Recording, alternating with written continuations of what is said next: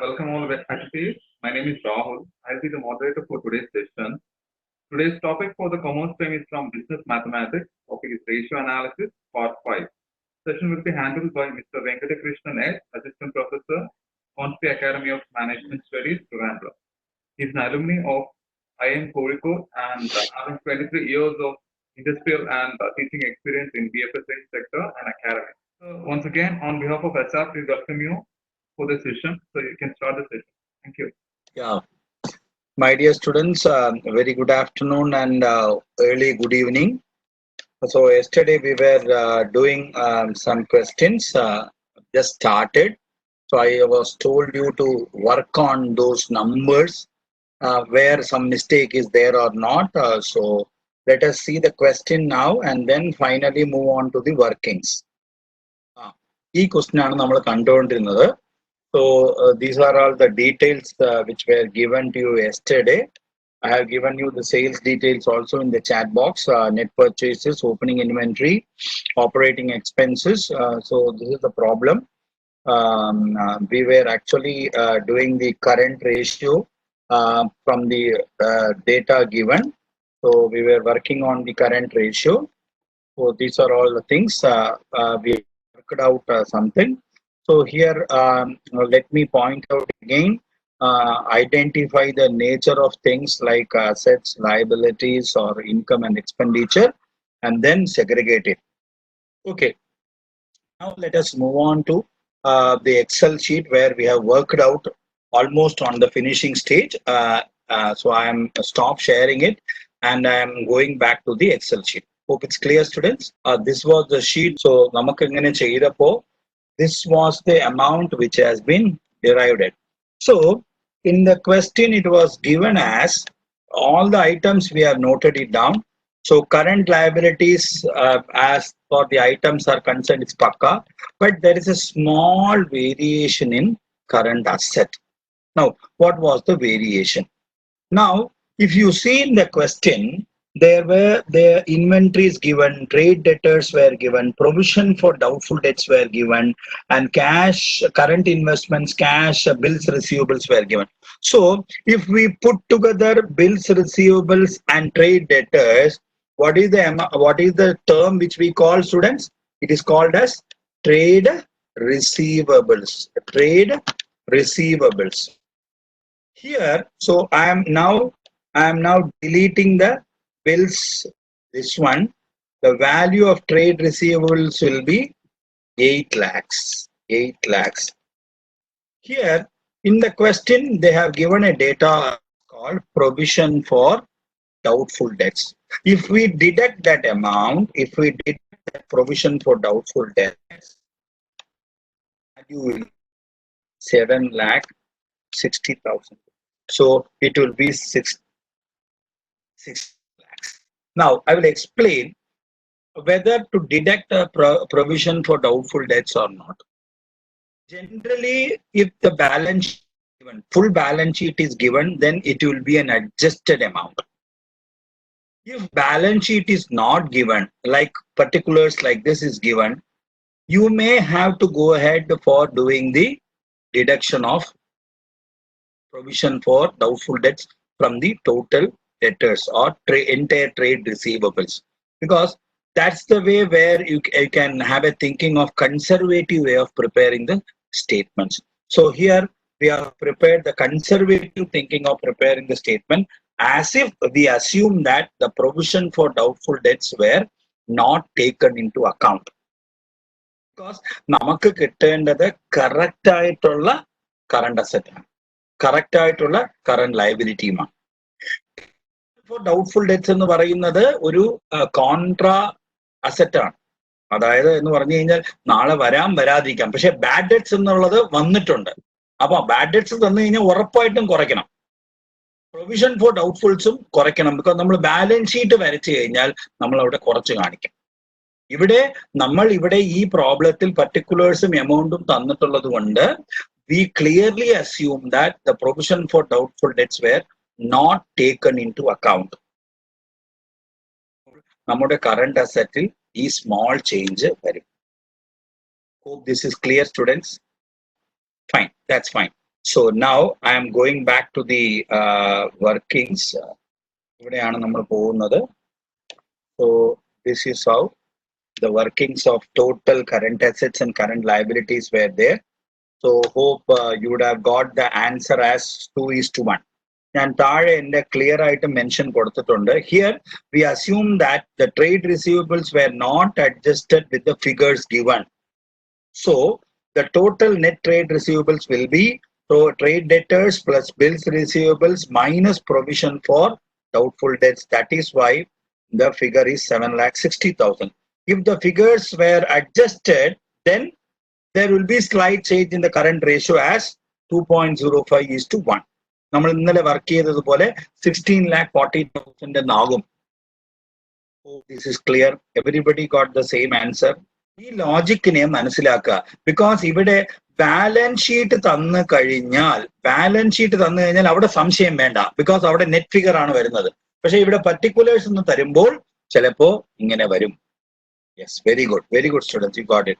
Now quick ratio, tell me the ratio. Quick ratio എത്രയാണെന്ന് പറയും?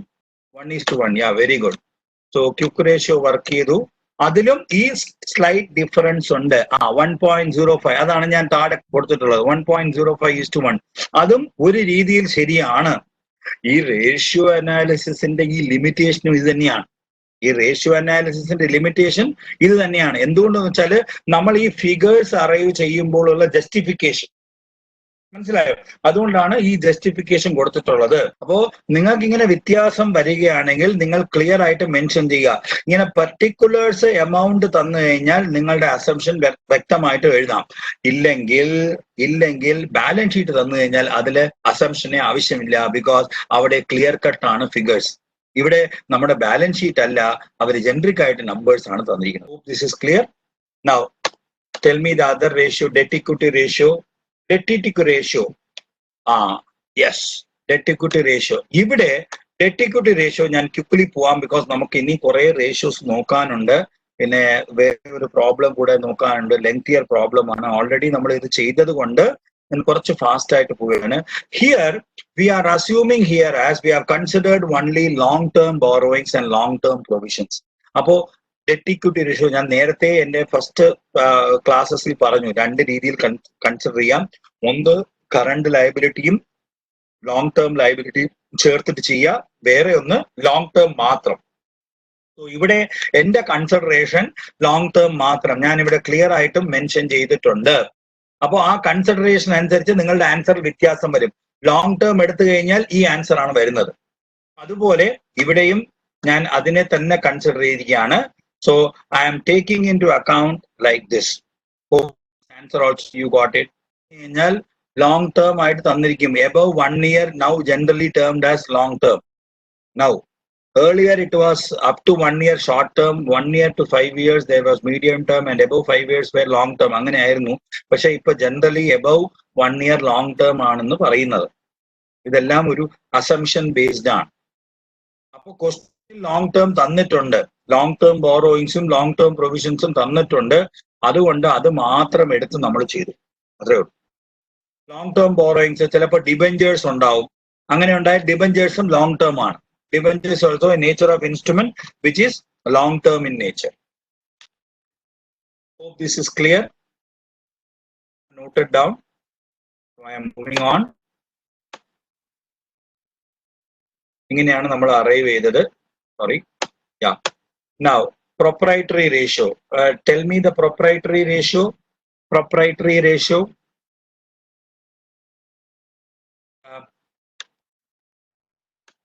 Yeah, it is 25%. So, or whatever it is there, you can mention it as 25%.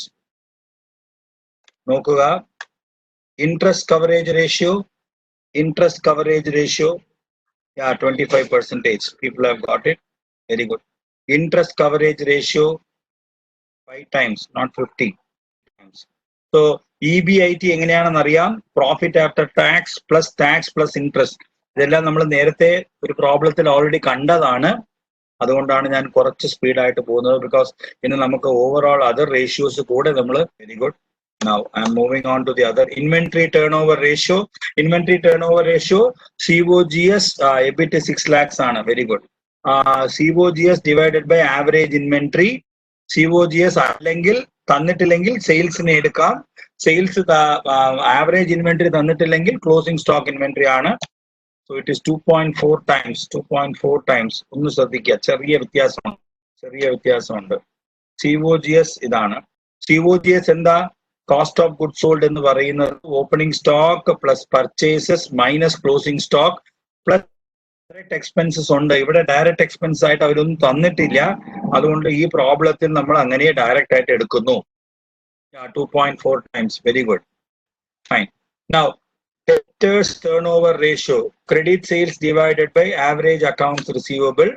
So data ഇങ്ങനെ കൊടുത്തിട്ടുണ്ട്. So that is the answer. 2.5 times. Yes, 2.5 times.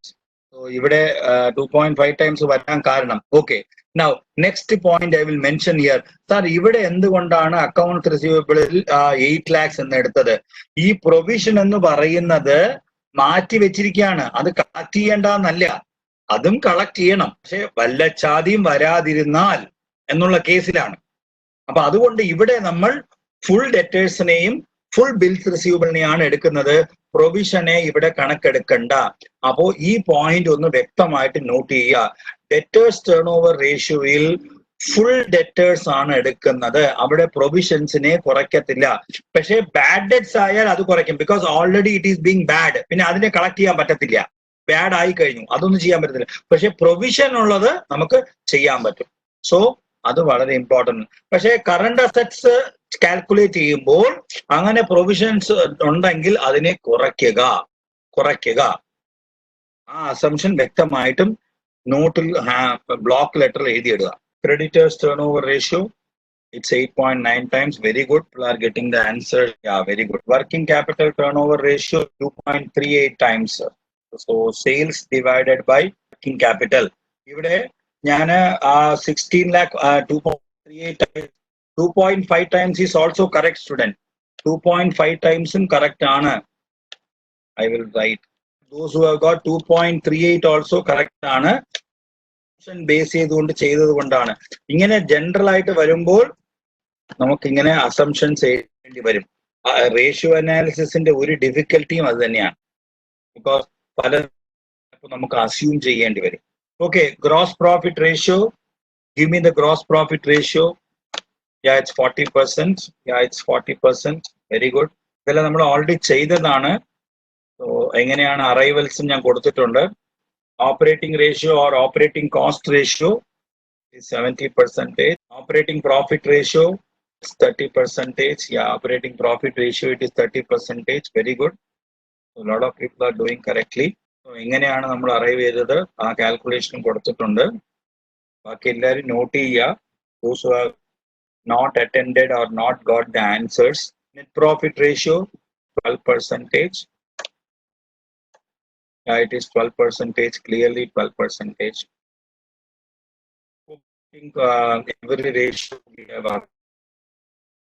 Yeah, very good.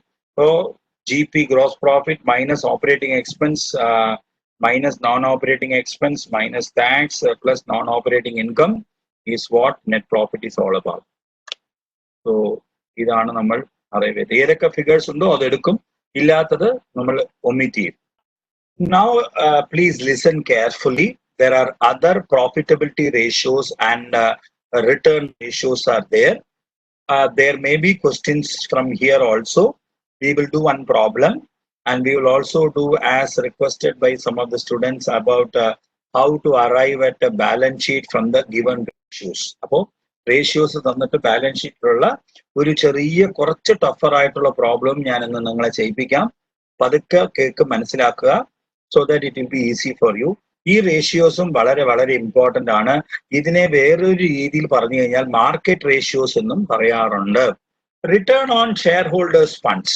അപ്പോ shareholders funds എന്താണെന്ന് അറിയാം.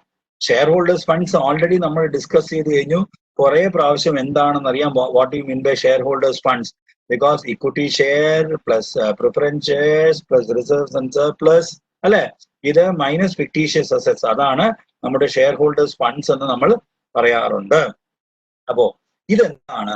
It determines profit available to shareholders to their total investments. അപ്പോ ഈ ഇത്രയും ഷെയർ ഹോൾഡേഴ്സിന് പ്രോഫിറ്റ് അവൈലബിൾ എത്രയാണ് after tax? So this is after tax. അപ്പൊ ടാക്സ് കഴിഞ്ഞിട്ടുള്ള പ്രോഫിറ്റ് അറൈവൽ എത്രയാണ്? നമ്മൾ എന്താ മനസ്സിലാക്കുന്നത്? It indicates the firm's ability to generating profit per rupee of shareholders funds. അപ്പോൾ ഈ ഷെയർ ഹോൾഡേഴ്സ് ഫണ്ട്സ് യൂസ് ചെയ്തിട്ടാണ് ഒരു ബിസിനസ് ചെയ്യുന്നത്. ബിക്കോസ് ഈ ഫണ്ട്സ് നമ്മൾ പല സോഴ്സിൽ നിന്നും ഫണ്ട്സ് മേടിച്ചിട്ടല്ലേ, അസറ്റ് മേടിച്ചിട്ട് അല്ലേ സെയിൽസ് നടത്തുന്നത്. അപ്പോൾ ഇതില് ഇവരുടെ കോൺട്രിബ്യൂഷനും നമ്മുടെ പ്രോഫിറ്റും എങ്ങനെയാണ് അലൈൻ ആയിരിക്കുന്നത് അതിനെയാണ് നോക്കുന്നത്. Higher the ratio, more efficient the management and its utilization of shareholders' funds. So simply, return on shareholders' funds is equal to net profit after tax multiplied by 100 divided by shareholders' funds. Yeah. Now, what is a return on equity shareholders' funds? Equity shareholders funds, ഇത് എക്സാമിന് questions വരുമോന്ന് ചോദിച്ചാൽ നമുക്ക് അറിഞ്ഞൂടാ. പല ബുക്സിലും ഈ റേഷ്യോസിനെ കുറിച്ച് പറഞ്ഞിട്ടുണ്ട്. നിങ്ങളുടെ ചില റെക്കമെൻഡഡ് ബുക്സിൽ ഈ റേഷ്യോസിന്റെ പ്രോബ്ലംസ് ഒക്കെ ചെയ്തിട്ടുണ്ട്. It may come, so we can't predict. So it determines the profit available to shareholders their total investments. So ഇവിടെ ഷെയർ ഹോൾഡേഴ്സ് ഇവിടെ പറയുന്നത് ഇക്വിറ്റി മാത്രം. അപ്പോ ഇക്വിറ്റി ഷെയർ ഹോൾഡേഴ്സിന് എത്ര കിട്ടും? ജനറൽ ഷെയർ ഹോൾഡേഴ്സ് നമ്മൾ അവിടെ പ്രിഫറൻസിനെ ആഡ് ചെയ്യുന്നു. അപ്പൊ ഈ പ്രിഫറൻസിനെ തട്ടിക്കളഞ്ഞിട്ടുള്ള അപ്പോ ഇവിടെ എന്താണ്?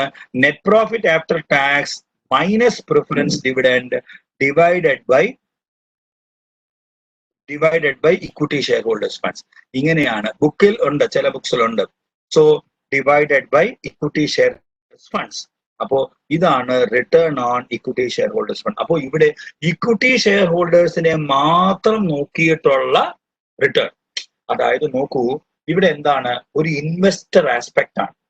ഒരു ഇൻവെസ്റ്റർ ഈ കമ്പനിയിൽ ഇൻവെസ്റ്റ് ചെയ്യുമ്പോൾ അവൻ എത്രയാ റിട്ടേൺ കിട്ടുക? ഒരു share holder, that means equity and preference, അയാൾ ഇവിടെ ഇതിൽ ഏതെങ്കിലും ഒരെണ്ണത്തിൽ പാർട്ടിസിപ്പേറ്റ് ആവണമെങ്കിൽ അയാൾക്ക് എത്രയാ റിട്ടേൺ കിട്ടുക? ഇതിനെ മനസ്സിലാക്കുന്നതാണ് ഈ റേഷ്യോസ് എല്ലാം. അതുകൊണ്ടാണ് ഈ റിട്ടേൺ റേഷ്യോസ്, റിട്ടേൺ എന്ന് വരുന്നത്. ആദ്യമേ തന്നെ ടേംസ് റിട്ടേൺസ്. അപ്പൊ റിട്ടേൺസ് എന്ന് വന്നു കഴിഞ്ഞാൽ ഇതിൽ ഏതെങ്കിലും പ്രോഫിറ്റ് എലമെന്റ് ഉണ്ടാവും. പ്രോഫിറ്റ് ബിഫോർ ടാക്സ് ആയിരിക്കും, ഇല്ലെങ്കിൽ ആഫ്റ്റർ ടാക്സ് ആയിരിക്കും. അപ്പോ ഏതെങ്കിലും ഒരു രീതിയിൽ ഇതിനെ നമ്മൾ മനസ്സിലാക്കും.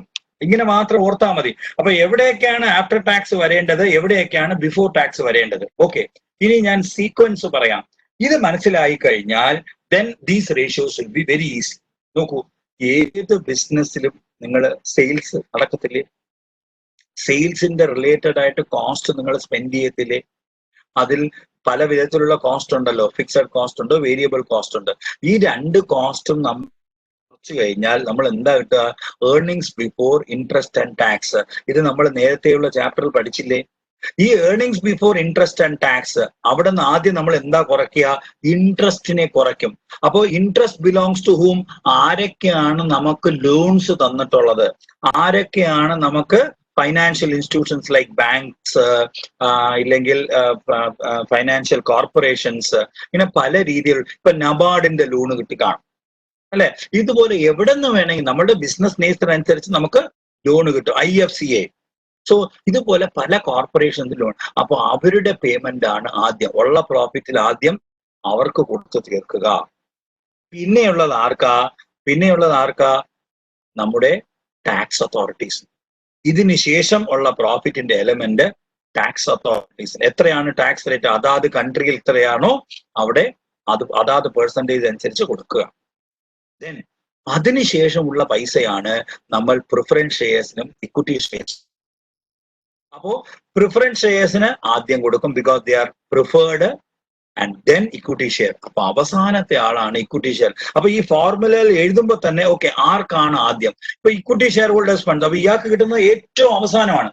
അതുകൊണ്ടാണ് ഇയാൾക്ക് കിട്ടുന്നത് ചിലപ്പോൾ ജാക്ക്പോട്ടും ആയിരിക്കും. ചിലപ്പോ 150% ഡിവിഡൻഡ്, 70%, 80%, 150, 200% ഡിവിഡൻഡ്, ഇങ്ങനെയൊക്കെ കിട്ടാറുണ്ട്.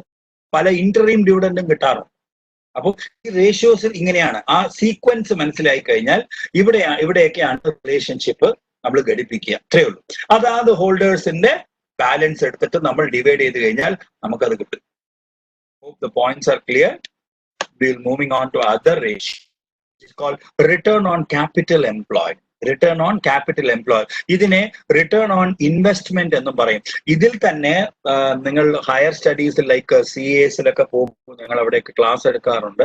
ഇപ്പൊ CAയിലൊക്കെ പോകുമ്പോൾ ഇവിടെ ROI, net profit before interest tax and dividend, net profit after interest tax and dividend, ഇത് രണ്ട് രീതിയിലും ഈ റേഷ്യോസിനെ കാൽക്കുലേറ്റ് ചെയ്യും.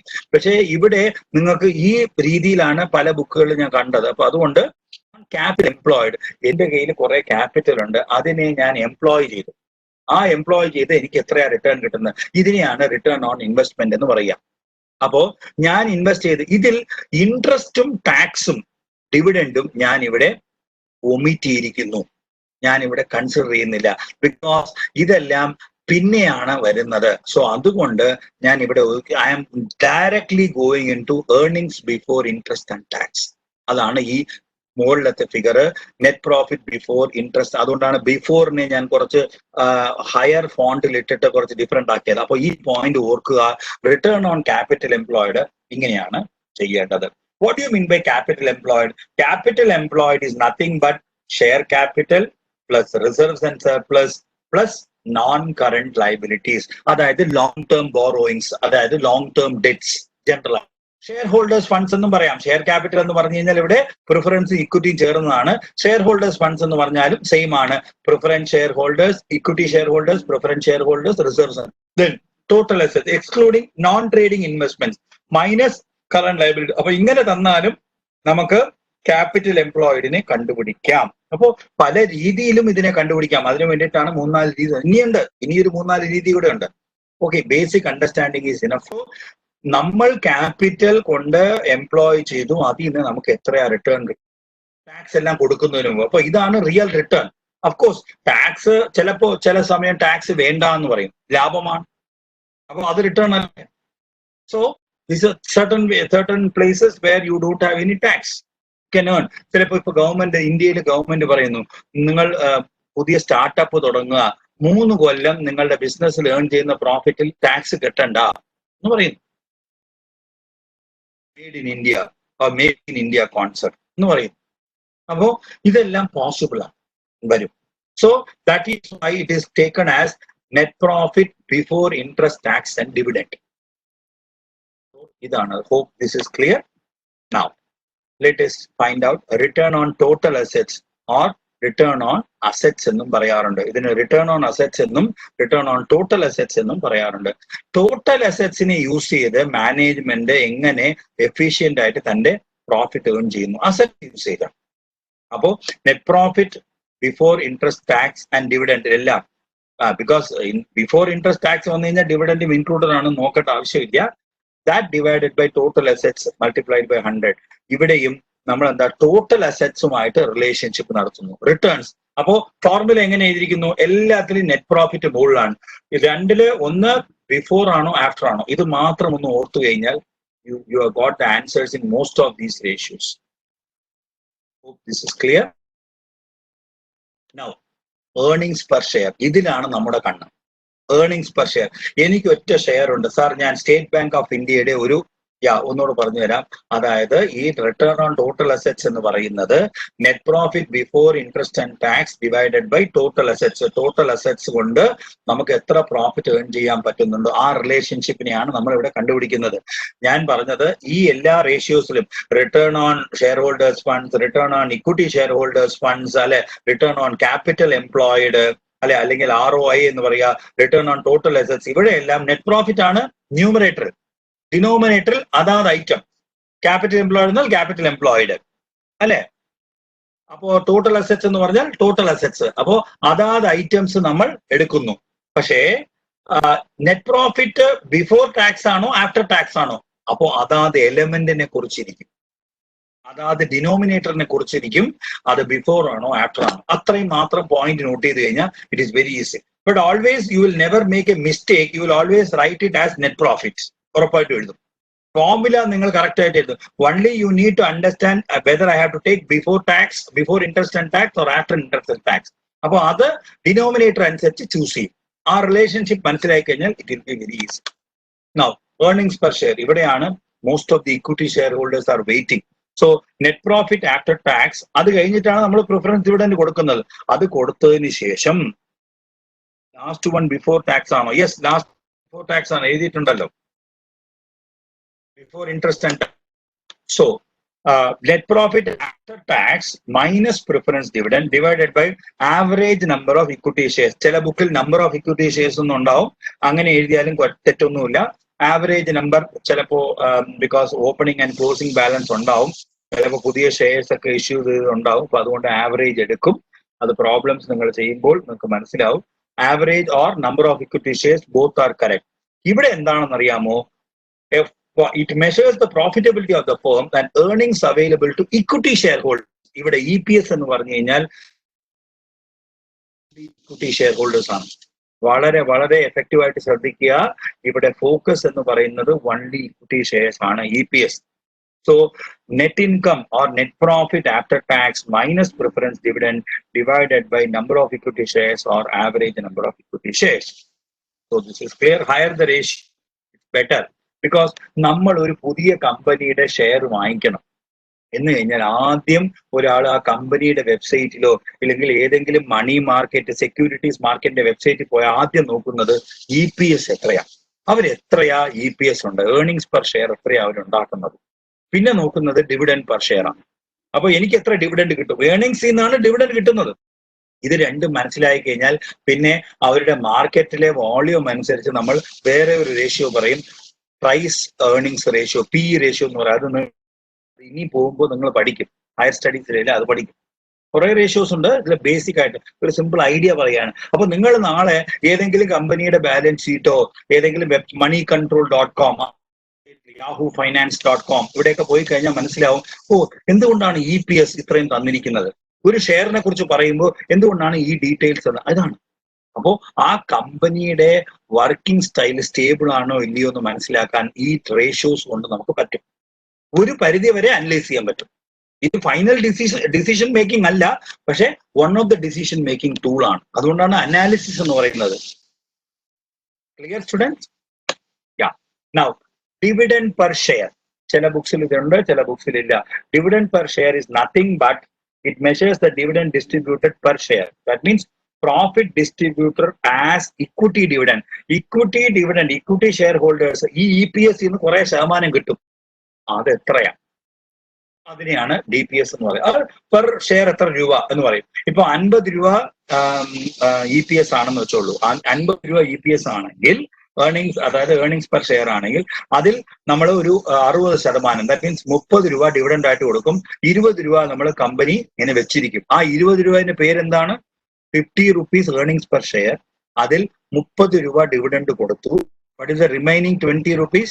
Is the reserves. Yes. It is not equity share. It is the reserves. It is the reserves. So earnings per share എന്നും ബാക്കിയുള്ള രൂപ എന്ന് പറയുന്നത് റിസർവ്സ് ആണ്, റീറ്റെയിൻഡ് ഏർണിംഗ്സ് ആണ്. അവിടെയാണ് റീറ്റെയിൻഡ്, ബിക്കോസ് അത് that is also belongs to equity shareholders. പക്ഷെ അത് നമ്മൾ വേറെ രീതിയിൽ ചെയ്ത് റീറ്റെയിൻഡ് ഏർണിംഗ്സ് ഓർ റിസർവ് എന്ന് പറയും. Very good, very good. Okay. Now dividend yield ratio. Dividend നോ ഇക്വിറ്റി ഷെയർസിന്റെ അകത്ത് റിസർവ് ഉണ്ടാവും. റീറ്റെയിൻഡ് ഏർണിംഗ്സ് ആഡഡ് ആണ്, because retained earnings pertains to equity shareholders. അതിൽ കമ്പനി എന്തുകൊണ്ട് റീറ്റെയിൻ ചെയ്യുന്നു? നാളെ പുതിയ പ്രോജക്റ്റ് വരാം, പുതിയ അസൈൻമെന്റ് വരാം, ഇല്ലെങ്കിൽ കമ്പനിക്ക് വേറെ എന്തെങ്കിലും ഇവൻച്വാലിറ്റീസ് വരാം. അതിന് പുറത്തുപോയി പൈസ തേടണ്ടല്ലോ, തന്റെ ഏർണിങ്സിൽ നിന്ന് തന്നെ ആണല്ലോ, അല്ലെ? DPS ഒന്നുകൂടെ കാണിക്കാം. Profit distributed as equity share dividend or equity dividend divided by number of equity shares or ചിലപ്പോൾ average number of equity shares എന്നും ചില ബുക്കുകൾ കാണും. രണ്ടും ഓക്കെ ആണ്. റേഷ്യോ അനാലിസിസ് തന്നെ ഒരു കോൺസെപ്ച്വൽ സബ്ജക്റ്റ് ആണ്. ഞാൻ ആദ്യത്തെ ക്ലാസ്സിൽ തന്നെ പറഞ്ഞു. അപ്പൊ ഇവിടെ as conservative as possible you arrive at the numbers, then you can take a decision whether to go ahead with a particular investment or whether to go ahead with choosing a particular company. ഇങ്ങനെ പല കമ്പനീസും analyse ചെയ്തിട്ടാണ് പല ഇൻവെസ്റ്റേഴ്സും invest ചെയ്യുന്നത്. ഇത് one of the tool. Okay, now dividend yield ratio. It measures the performance of dividend in relation to market price. അപ്പോൾ dividend yield എന്താണ്? അപ്പോൾ market price base ചെയ്ത്, ഇപ്പൊ മാർക്കറ്റ് പ്രൈസ് ചിലപ്പോൾ നമ്മൾ ഒരു ഷെയർ 10 രൂപയ്ക്കായിരിക്കും ഇഷ്യൂ ചെയ്തത്. അതൊരു 5-6 കൊല്ലം കഴിഞ്ഞ് കഴിഞ്ഞാൽ ചിലപ്പോൾ അത് 10 രൂപ എന്ന് പറയുന്നത് 300 രൂപയോ 400 രൂപയോ പോലെ ആവും. അപ്പോൾ അവിടെ നിന്ന് dividend per share divided by that 400 rupees, എത്ര ഡിവിഡൻഡോ അത് ദാറ്റ് ഡിവൈഡഡ് ബൈ ദാറ്റ്, അത് എത്രയാണ്? അപ്പോൾ it indicates the return in terms of DPS on market price per. അപ്പൊ മാർക്കറ്റ് പ്രൈസ് പെർ ഷെയർ എത്രയാണ്? ഇത് എന്തുകൊണ്ടാണെന്ന് അറിയാമോ നോക്കുന്നത്? ബിക്കോസ് കുട്ടികളെ ഈ റേഷ്യോ അനാലിസിസിൽ ഒരു ഇമ്പോർട്ടന്റ് എലമെന്റ് ആണ് കമ്പനിയുടെ പ്രോഫിറ്റ് മാക്സിമൈസേഷനും വെൽത്ത് മാക്സിമൈസേഷനും നോക്കുക. So this is very much important, വ്യക്തമായിട്ടും മനസ്സിലാക്കുക. അപ്പൊ ഇവിടെ എനിക്ക് ഗ്രോത്ത് വരുന്നുണ്ടോ? മാർക്കറ്റ് പ്രൈസ് കൂടുന്തോറും ഡിവിഡൻഡ് yield റേഷ്യോ കമ്പനിയുടെ വളരെ നല്ലതാണ് എന്ന് കഴിഞ്ഞാൽ ഈസി ആയിട്ട് ഇൻവെസ്റ്റ് ചെയ്യാം. ബിക്കോസ് അയാൾക്ക് ഡിവിഡൻഡും കിട്ടുന്നുണ്ട്, ഇതും കിട്ടുന്നുണ്ട്. Dividend payout ratio, so it means the portion of earnings per share distributed as dividend. Yes, അപ്പോ എത്ര പോർഷൻ ആണ് ഡിവിഡൻഡ്? സോ ഡിവിഡൻഡ് എത്രയാണ് കറക്റ്റ് ആയിട്ട് കിട്ടുന്നത്? ഡിവിഡൻഡ് പേ ഔട്ട് ചെയ്തു, കയ്യിൽ നിന്ന് പുറത്തു പോയി, കമ്പനിയുടെ കയ്യിൽ നിന്ന് പുറത്തു പോയി, പേ ഔട്ട് റേഷ്യോ എത്രയാണ്? So dividend per share divided by earnings per share into 100, എത്ര പെർസെന്റേജ്? അപ്പൊ ഏർണിംഗ്സ് പെർ ഷെയറിന്റെ ഇത്ര പെർസെന്റേജ് ആണ് കിട്ടിയത്, ബാക്കിയുള്ളത് റീറ്റൈൻഡ് ഏർണിംഗ്സ്. സോ ഈ 3 റേഷ്യോസും നമ്മൾ കണ്ടു. പിന്നെ ഒരു റേഷ്യോ കൂടെ ഉണ്ട്, capital turnover ratio. Capital turnover ratio എന്ന് പറയുന്നത് it measures the effectiveness of management utilise its resources in relation to capital employed. Capital employed എന്താണെന്ന് നമ്മൾ നേരത്തെ കണ്ടു. അതായത് ഇവിടെയും ക്യാപിറ്റൽ ടേൺ ഓവർ റേഷ്യോയിലും നെറ്റ് സെയിൽസ് ഉണ്ടെങ്കിൽ നെറ്റ് സെയിൽസ്, അല്ലെങ്കിൽ COGS divided by capital employed ഞാൻ ഓൾറെഡി എക്സ്പ്ലെയിൻ ചെയ്ത് കഴിഞ്ഞു. That is equal to, you will get the answer as number of times. ഇവിടെ പെർസെന്റേജ് അല്ല, ഇവിടെ നമുക്ക് നമ്പർ ഓഫ് ടൈംസ് ആണ് കിട്ടുന്നത്. ഇവിടെ എല്ലാം റുപ്പീസ് ആണ് കിട്ടുന്നത്. ഇത് പെർസെന്റ്, ഇവിടെയും പെർസെന്റേജ് കിട്ടും, ഇവിടെ റുപ്പീസ് ആണ് കിട്ടുന്നത്. So DPR, dividend payout ratio, dividend per share divided by earnings per share. Dividend per share എത്രയാണോ divided by earnings per share into 100. ഇത് ജസ്റ്റ് റേഷ്യോ ആയിട്ട് ഇങ്ങനെ പറയുന്നു, അത്രേ ഉള്ളൂ. Capital turnover ratio is also clear. So നോക്കൂ, turnover എന്ന് പറഞ്ഞു കഴിഞ്ഞാൽ either we can take it on net sales or on COGS. ഏത് ഡേറ്റ അവൈലബിൾ ആണോ അത് ബേസ് ചെയ്തിട്ട് എടുക്കുക, അത്രേ ഉള്ളൂ. ഏത് ഡേറ്റ ബെറ്റർ ആണ്, ഏത് ഡേറ്റ അവൈലബിൾ ആണ് അത് എടുക്കുക, അതാണ് ഈ ratios അനാലിസിസിന്റെ.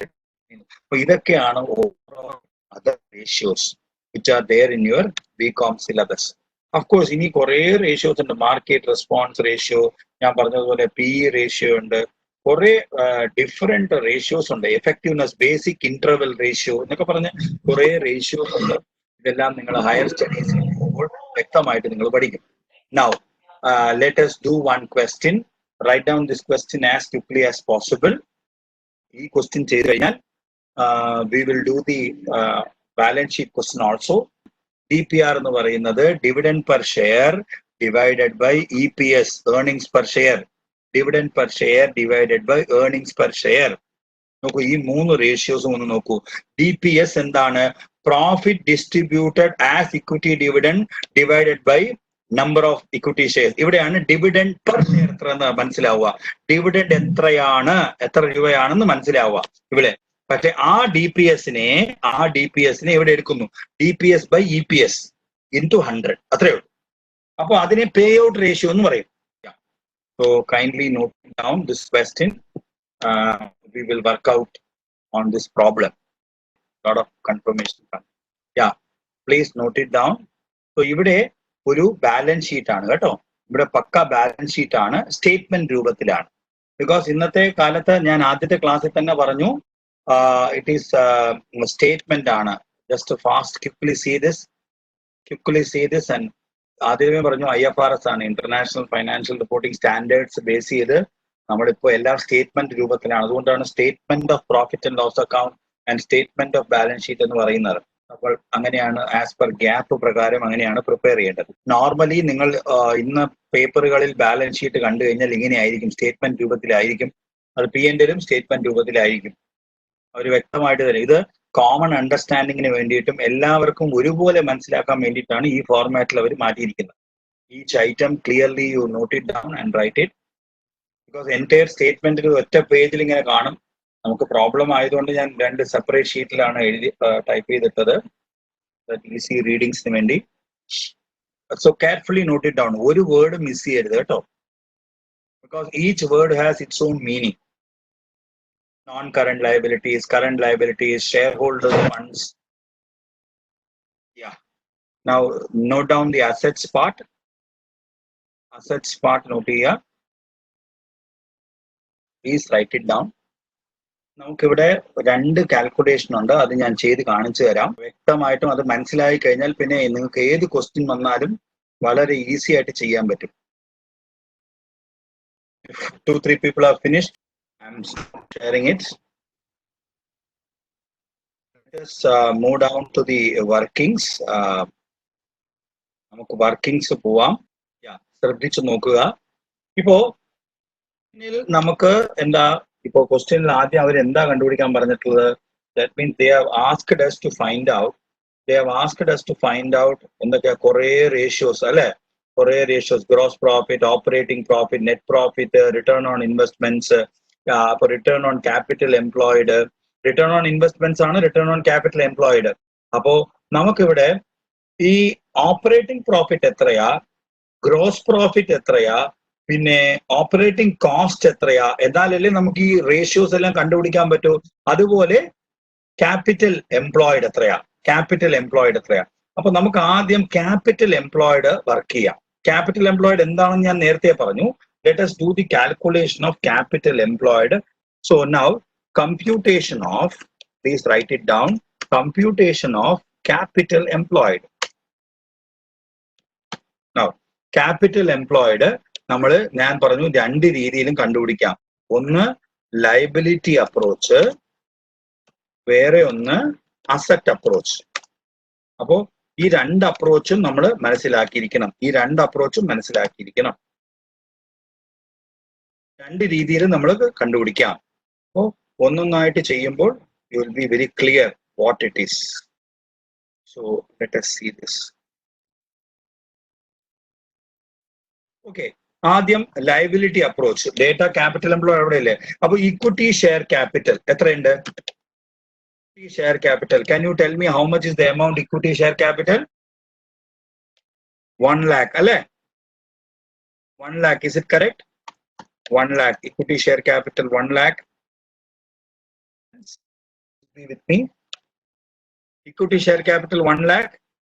Then add in the reserves and surplus. Alle? Reserves and surplus. Etraya? What is the reserves and surplus? Etra? How much is the amount?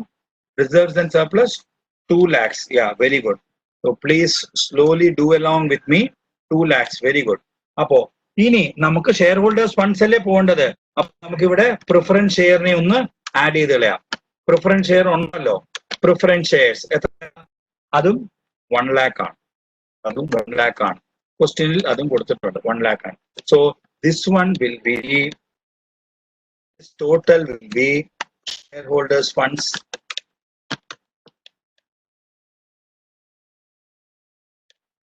is it clear? Up to this step it is clear, students. Ee step മനസ്സിലായോ? ഇത്രയും steps മനസ്സിലായോ? Very good. Now I move along because നമുക്ക് ഇതിൽ കുറേ ratios കണ്ടുപിടിക്കാനുണ്ട്. പിന്നെ എന്താ ഉള്ളത് ഇവിടെ? ഷെയർ ഹോൾഡേഴ്സ് ഫണ്ട്സ് നമ്മൾ കണ്ടുപിടിച്ചു. പിന്നെ എന്താ? ലോങ് ടേം ഡെറ്റ്സ് എന്തെങ്കിലും ഉണ്ടോ? ലോങ് ടേം ഡെറ്റ്സ് എത്രയാ ഉള്ളത്? ലോങ് ടേം ഡെറ്റ് എത്രയാ? Long term debts how much? Long term debts എത്രയുണ്ട്? ക്വസ്റ്റ്യൻ തന്നിട്ടില്ലേ? നോൺ കറന്റ് ലയബിലിറ്റീസ് എത്രയാ?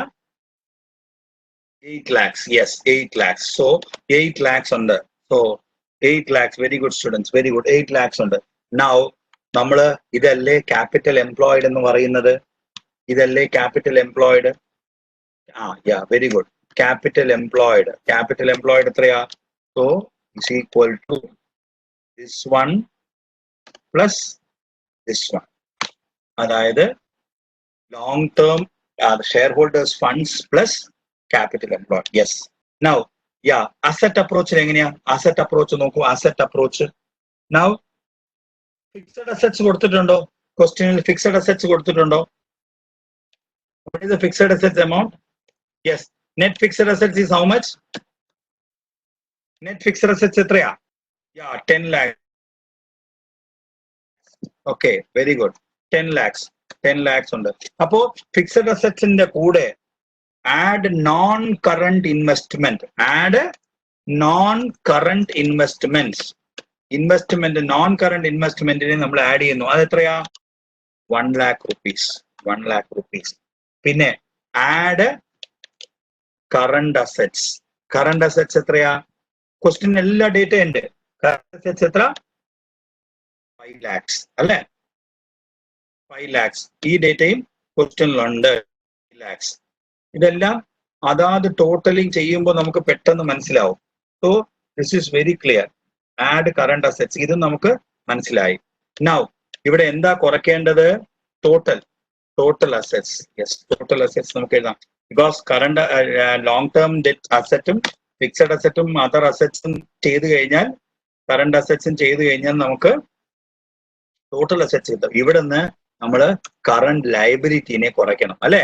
Less current liability. ഓൾറെഡി നിങ്ങൾ ഫോർമുലയിൽ കണ്ടിട്ടുള്ളതാണ്. So current liabilities. I am just shortening it. Current liabilities how much? Current liabilities എത്രയാണ് കൊടുത്തിട്ടുള്ളത്? 4 lakhs. Yeah, very good. Current liability is 4 lakhs. So this is capital employed. Capital employed. So this is equal to this minus this one. ഇപ്പോൾ students മനസ്സിലായോ? രണ്ട് അപ്രോച്ചിലും നമുക്ക് answer ഒരേപോലെ കിട്ടിയത് മനസ്സിലായോ? Okay, let us do the next computation. Very good. Let us do the next computation. നോക്കട്ടെ, computation. 1 second. Question നോക്കൂ. ഇത്രയും ഡേറ്റ കൊടുത്തിട്ടുണ്ട്. നൗ വി ഹാവ് ടു കൊടുത്തിട്ടുണ്ട് അല്ലെ? പ്രോഫിറ്റ് കൊടുത്തിട്ടുണ്ട്. അപ്പോ ഇത് ബേസ് ചെയ്ത് നമ്മൾ ഓപ്പറേറ്റിംഗ് കോസ്റ്റ് എല്ലാം കണ്ടുപിടിക്കണ്ടേ? COGS എല്ലാം കണ്ടുപിടിക്കണ്ടേ? അപ്പോ അതനുസരിച്ചുള്ള വർക്കിംഗ്സ് നടത്താം. Now let us calculate the operating cost. ഞാൻ വേറെ ഷീറ്റ് എടുക്കുകയാണ്. ഇത് വ്യക്തമായെങ്കിൽ now let us calculate the operating cost. So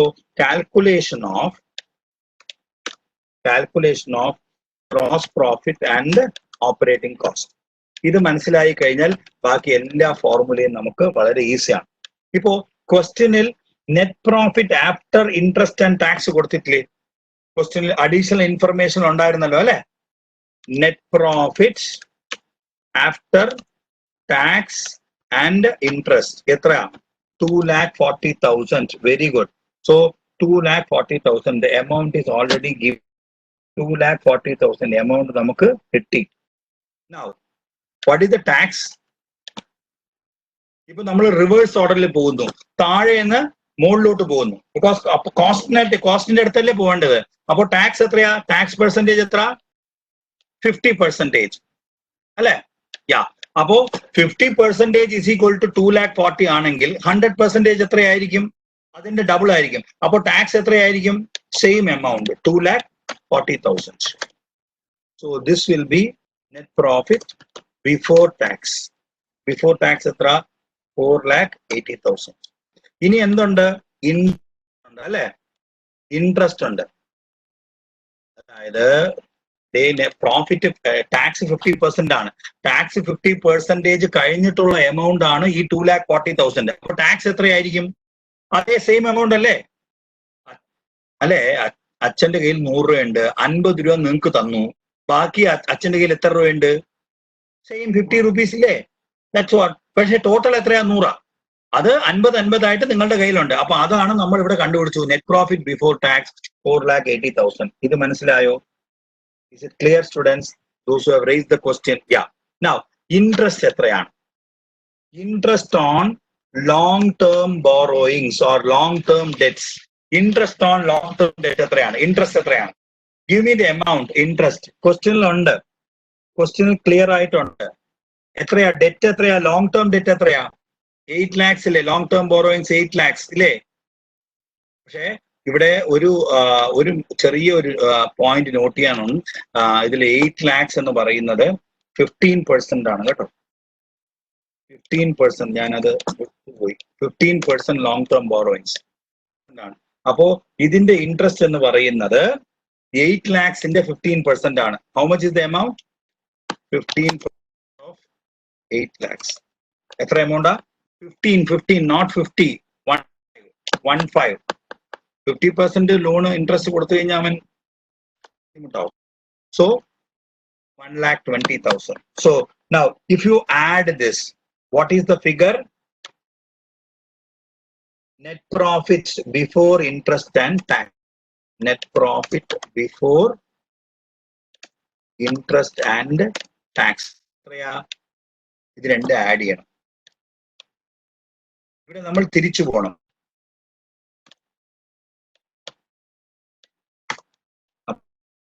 lakhs എന്നാ. ഇത് ക്ലിയർ ആയല്ലോ. Now ഓപ്പറേറ്റിംഗ് എക്സ്പെൻസ് കൊടുത്തിട്ടുണ്ടോ? ഓപ്പറേറ്റിംഗ് എക്സ്പെൻസ് നിങ്ങളുടെ അഡീഷണൽ ഇൻഫർമേഷനിൽ പോയി നോക്കൂ. ഓപ്പറേറ്റിംഗ് എക്സ്പെൻസ് തന്നിട്ടില്ലേ? ഓപ്പറേറ്റിംഗ് എക്സ്പെൻസസ് ആർ 2 lakhs തന്നിട്ടില്ലേ? ഇവിടെ കാണുന്നില്ലേ? 2 lakhs ആണ് അല്ലെ? So operating expense add operating expenses. അതായത് നോക്കൂ, നമ്മൾ റിവേഴ്സ് കാൽക്കുലേഷനിലാണ് പോകുന്നത്. ആദ്യം നെറ്റ് പ്രോഫിറ്റ് എടുത്തു ആഫ്റ്റർ ടാക്സ് ആൻഡ് ഇൻട്രസ്റ്റ്. അത് കഴിഞ്ഞ് ടാക്സിനെ ആഡ് ചെയ്തു. അപ്പൊ നെറ്റ് പ്രോഫിറ്റ് ബിഫോർ ടാക്സ് കിട്ടി. പിന്നെ അത് കഴിഞ്ഞ് ഇൻട്രസ്റ്റിനെ ആഡ് ചെയ്തു. അപ്പോൾ net profit before interest and tax കിട്ടി. ഇപ്പൊ നമ്മൾ ആഡ് ചെയ്യുന്നത് ഓപ്പറേറ്റിംഗ് എക്സ്പെൻസ് ആണ്. ഇതിന് മുമ്പല്ലേ ഓപ്പറേറ്റിംഗ് എക്സ്പെൻസ് ഉള്ളൂ. ബിക്കോസ് നോക്കൂ, നമ്മൾ ഓപ്പറേറ്റിംഗ് കോസ്റ്റ് റേഷ്യോ ചെയ്യുമ്പോൾ നമ്മൾ വളരെ ശ്രദ്ധിച്ചില്ലേ? നമ്മൾ ഓപ്പറേറ്റിംഗ് കോസ്റ്റ് എന്താണ്? ഓപ്പറേറ്റിംഗ് കോസ്റ്റ് റേഷ്യോ ചെയ്യുമ്പോൾ നമ്മൾ വ്യക്തമായിട്ടും ആ ഫോർമുല നോക്കിയിട്ടില്ലേ? ഈ ഗ്രോസ് പ്രോഫിറ്റ്, COGS ഗ്രോസ് പ്രോഫിറ്റിന് നടുക്ക് വരുന്ന ഒരു എക്സ്പെൻഡിച്ചർ അല്ലേ ഓപ്പറേറ്റിംഗ് എക്സ്പെൻസസ് എന്ന് പറയുന്നത് അല്ലെ? അഡ്മിൻ ആൻഡ് സെല്ലിംഗ് എക്സ്പെൻസസ് എന്ന് പറഞ്ഞല്ലോ. Admin and selling expenses in the last class I told that are operating expenses. മറ്റേതെല്ലാം ഡയറക്റ്റ് എക്സ്പെൻസസ്. പ്രോഡക്റ്റിന്റെ ഡയറക്റ്റ് ആയിട്ട് വരുന്നതെല്ലാം ഡയറക്റ്റ് എക്സ്പെൻസിലോട്ട് വരും. ഇതിനെ ഓപ്പറേറ്റിംഗ് എക്സ്പെൻസ് ആയിട്ട് പറയും. Selling and distribution, admin selling and distribution expenses. അപ്പൊ അത് ഇവിടെ അവർ റൗണ്ട് ഓഫ് ആയിട്ട് 2 lakhs എന്ന് തന്നിരിക്കുന്നു. അത്രേ ഉള്ളൂ. 6 lakhs ആഡ് ചെയ്യുക. 4,80,000 പ്ലസ് 1,20,000 6 lakhs ആണ്. അത് ആഡ് ചെയ്താൽ 6 lakhs അല്ലേ? അപ്പൊ net profit before interest and tax. Is this clear? Now operating expense add ചെയ്താൽ എന്താണ് നമുക്ക് കിട്ടുന്നത്? ഗ്രോസ് പ്രോഫിറ്റാ അല്ലെ? അപ്പൊ ഗ്രോസ് പ്രോഫിറ്റ് എത്രയായിരിക്കും ഇവിടെ? ഇത് രണ്ടിനെ. പക്ഷേ ഈ പ്രോബ്ലത്തിൽ ഒന്ന് ശ്രദ്ധിക്കേണ്ടത്, നമ്മൾ റിവേഴ്സിലാണ് പോകുന്നത്. അത്രേ ഉള്ളൂ. റിവേഴ്സ് ഡ്രൈവിംഗ് കോമ്പറ്റീഷൻ പോലെ എടുക്കുക. വളരെ സിമ്പിൾ. ബാക്കിൽ ഏതൊക്കെ ഫിഗർ ആദ്യം വരുന്നു പ്രയോറിറ്റൈസ് ചെയ്യുക. അത്രേ ഉള്ളൂ. ഇവിടെ നമുക്ക് എന്താ കിട്ടിയത്?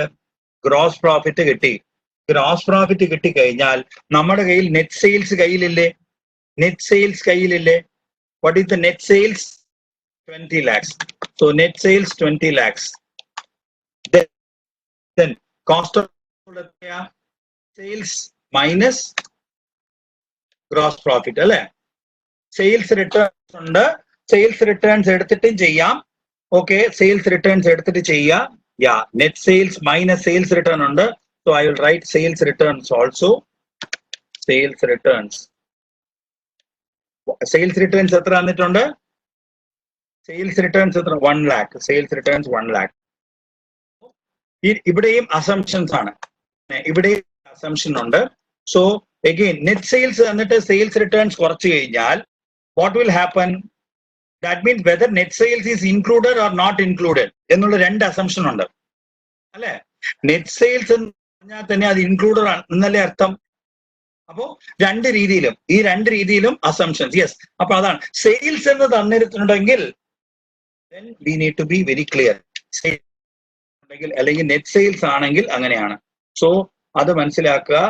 സെയിൽസ് എന്ന് തന്നിട്ടുണ്ട്. അപ്പൊ സെയിൽസ് എന്ന് തന്നിട്ടുണ്ടെങ്കിൽ you can take it as normal sales, then include and sales ചെയ്യാം. Now sales returns. Oh, sales എന്ന് തന്നിട്ടുണ്ട്. ഞാൻ സെയിൽസ് നെറ്റ് സെയിൽസ് ഇവിടെ 19 lakhs. Is it clear?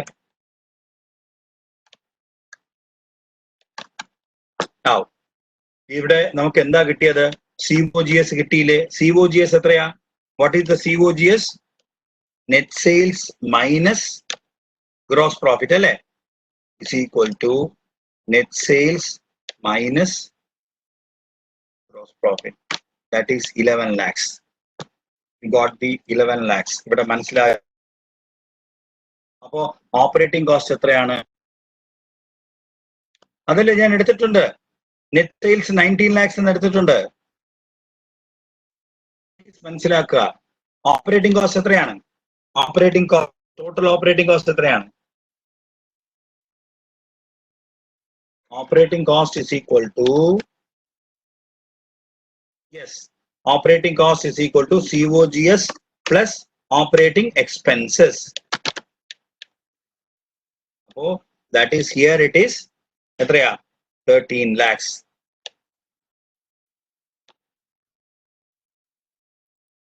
Hope you understood. The calculation mottham manasilayo. I would like you to go through carefully and wait cheyam. And ഒരു minute wait ചെയ്യാം. ഈ steps ഒന്ന് നന്നായിട്ട് go through ചെയ്യുക. Because അതല്ലെങ്കിൽ നമ്മളെല്ലാം mistake വരുത്തും. അപ്പോ ഇപ്പോ ഇതേ ഫിഗർ, സെയിൽസ് ഫിഗർ, ഞാനിപ്പോ സെയിൽസ് ഫിഗർ നെറ്റ് സെയിൽസ് എന്നാക്കി എന്ന് വെച്ചോളൂ. ഇവിടെ ഈ figure, if I take it as net sales, then you are not supposed to deduct the sales returns. എടുത്തും ചെയ്യാം, എടുക്കാതെയും ചെയ്യാം. ഇത് ഡിപ്പെൻഡ്സ് ഓൺ ദ ക്വസ്റ്റ്യൻ. ഇപ്പൊ ഞാനിവിടെ നേരത്തെ സെയിൽസ് തന്നതുകൊണ്ട് നമ്മൾ ഇതിങ്ങനെ എടുക്കുന്നു, അത്രേ ഉള്ളൂ.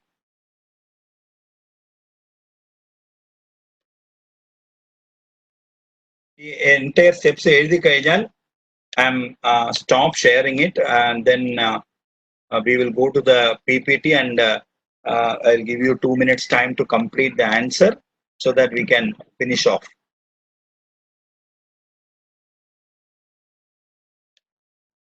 ഇത് ചെയ്തു കഴിഞ്ഞു. Students, any difficulties? COGS പറയാമോ?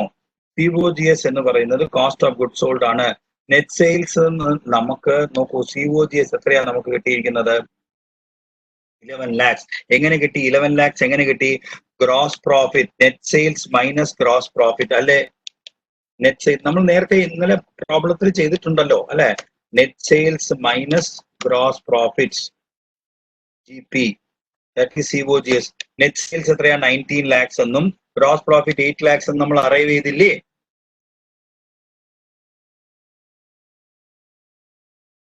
Isn't it clear? Yeah. If everything is clear, we will do step by step the other answers. For current liabilities എങ്ങനെ 4 lakhs കിട്ടി? നോക്കൂ, കറന്റ് ലയബിലിറ്റീസ് ഇവിടെ തന്നിട്ടില്ലേ മോനെ? 1,20,000 plus 1,40,000 plus 1 lakh, 3,60,000 plus 40,000 current liabilities heading question തന്നിട്ടുണ്ടല്ലോ 4 lakhs എന്ന്. Is it clear? എല്ലാം question based ആണ്. So now I will give you 2 minutes time, 2-3 minutes time. Finish off the, sir, when we are calculating gross profit, do we have to deduct, we deduct the sales returns from net sales in the denominator? Yeah, net sales എന്ന് തന്നു കഴിഞ്ഞാൽ അത് deducted amount ആയിട്ടാണ് generally consider ചെയ്യുക. പക്ഷെ sales എന്ന് തന്നു കഴിഞ്ഞാൽ you have to deduct. അത്രേ ഉള്ളൂ. അത്രയും മനസ്സിലാക്കുക. So quickly get into those points.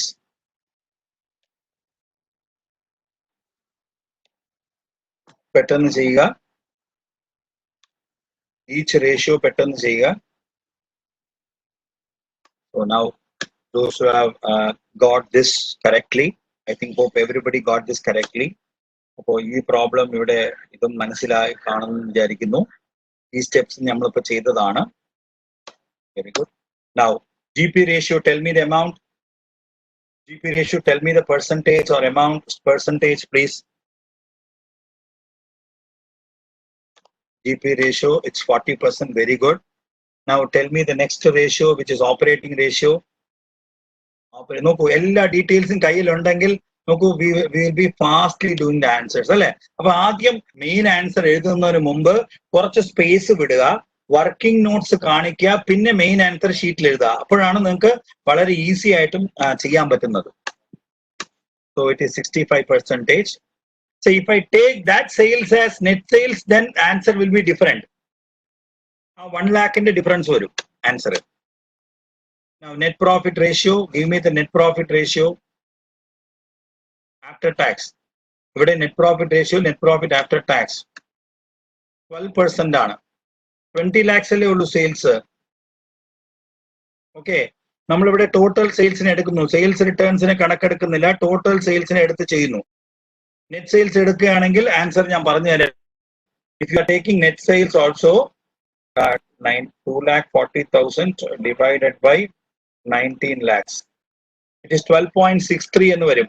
ആ ആൻസറും കറക്റ്റ് ആണ്. So if you are taking net sales, that is sorry, I will take net sales. ഇവിടെ അങ്ങനെ തന്നെ എടുക്കാം. 19 lakhs, so 12.63%.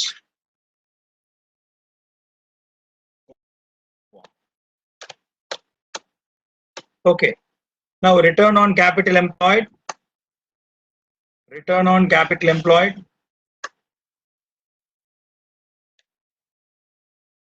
It's 50%. Yes, it's 50%. Very good. So return on capital employed would be next. Earnings per share. Give me the earnings per share. Earnings per share.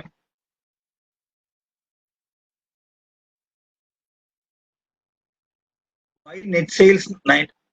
See, that is why 20 lakhs minus sales returns 1 lakh ഇല്ലേ? ഞാൻ ഇത്രയും നേരം പറഞ്ഞുകൊണ്ടിരുന്ന അതാണ്. ക്വസ്റ്റ്യനിൽ ഞാൻ sales എന്ന് തന്നിട്ടുണ്ട്, നെറ്റ് സെയിൽസ് എന്ന് തന്നിട്ടില്ല. നെറ്റ് സെയിൽസ് എന്ന് തന്നിട്ടില്ല. Please go through the answers. ഈ 2 സ്റ്റെപ്പും കണ്ടു കാണുമെന്ന് വിചാരിക്കുന്നു. ഈ ആൻസേഴ്സ് പെട്ടെന്ന് ഗോ ത്രൂ ചെയ്യുക. കിട്ടാത്തവര്, ഞാൻ സെയിൽസ് എന്ന് തന്നിട്ടുള്ളത് കൊണ്ട് റേഷ്യോസിനെ മാറ്റിയെടുത്തു, ഇത്രയേ ഉള്ളൂ.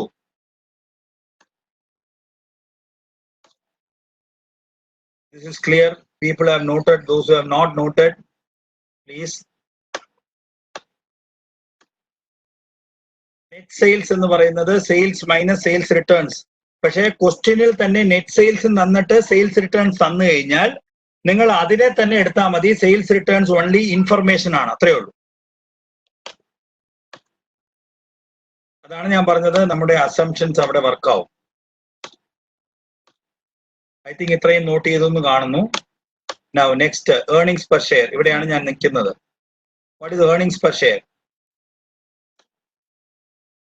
Net profit after tax minus preference dividend divided by average number of shares. Anyone got the answer? ഇതിൽ ചെറിയ കാൽക്കുലേഷൻ ഉണ്ട്. പ്രിഫറൻസ് ഡിവിഡന്റ് കാൽക്കുലേഷൻ ഉണ്ട്. പ്രിഫറൻസ് ഡിവിഡന്റ് എത്രയാ കുട്ടികളെ? Preference dividend how much? Preference ഡിവിഡന്റിന്റെ എമൗണ്ട് തന്നിട്ടുണ്ട്. What is the preference dividend എത്രയാ? Preference ഷെയറിന്റെ എമൗണ്ട് ആ തന്നിട്ടുള്ളത്. ഡിവിഡന്റ് എത്രയാ? Yes, the answers are scoring in. Yeah, very good. So yeah, very good. So ഇതാണ്. So 2,40,000 ഇന്ന് 18,000 കുറയ്ക്കണം. Divided by number of equity. ഇവിടെ ആവറേജ് കണ്ടുപിടിക്കാൻ ഒന്നുമില്ല. Number of equity shares.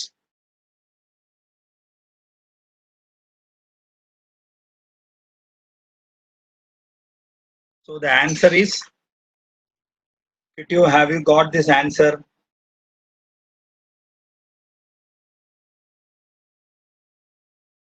$22.2. Have you got this answer? Careful. Yeah. Now, what is dividend per share? Dividend per share. Question under dividend per share. Can anybody tell me what is the dividend per share? Formula is there. The amount you please tell. It is EPS in there. നോക്കൂ, ക്വസ്റ്റ്യനിൽ കൊടുത്തിട്ടുണ്ട്. നോക്കൂ, see the question. 60% of EPS അല്ലേ? അപ്പോ profit distributed as A dividend എത്രയാ? ഇതാണ്. So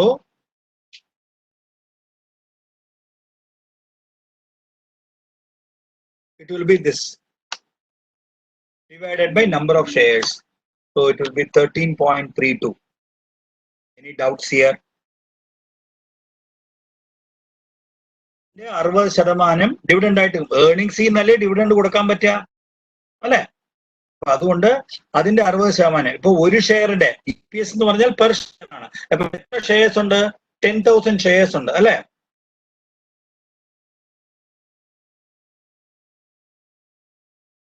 അത് multiply ചെയ്ത് ഡിവൈഡ് ചെയ്തു, അത്രേ ഉള്ളൂ. അല്ലെങ്കിൽ ഡയറക്റ്റ് ആയിട്ട് 22.0 ഇൻറ്റു 60 ഡിവൈഡഡ് ബൈ 100 ചെയ്താലും മതി. രണ്ടായാലും ഒന്ന് തന്നെ. Only to have some more understanding, I have did like this. ക്വസ്റ്റ്യനിൽ തന്നെ ഡേറ്റ ഉണ്ട്, അത് ബേസ് ചെയ്തിട്ടാണ് എടുത്തത്. ഞാനായിട്ട് ഒരു അസംഷനും ഇല്ല ഇവിടെ. ക്വസ്റ്റ്യനിൽ ഡേറ്റ ഉണ്ട്. 60% എന്ന് പറയുന്നത് ക്വസ്റ്റ്യനിലുണ്ട്. അപ്പൊ EPS നമ്മൾ അറൈവ് ചെയ്തു, അതിനുശേഷം നമ്മളിവിടെ കണ്ടുപിടിക്കുന്നു, അത്രേ ഉള്ളൂ.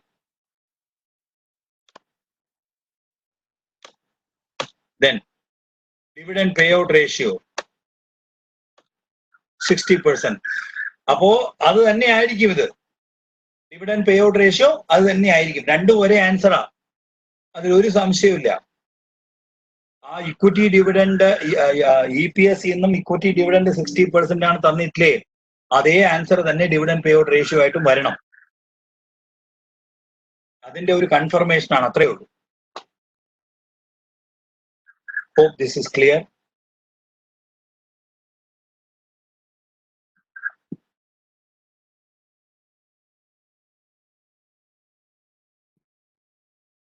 Students,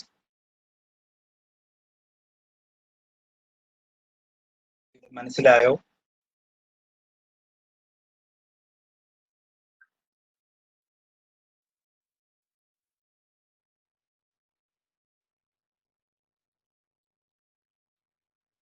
പ്ലീസ് ബാക്കിയുള്ളവര് ഇതുവരെ ഉള്ളത് മനസ്സിലായി കഴിഞ്ഞു?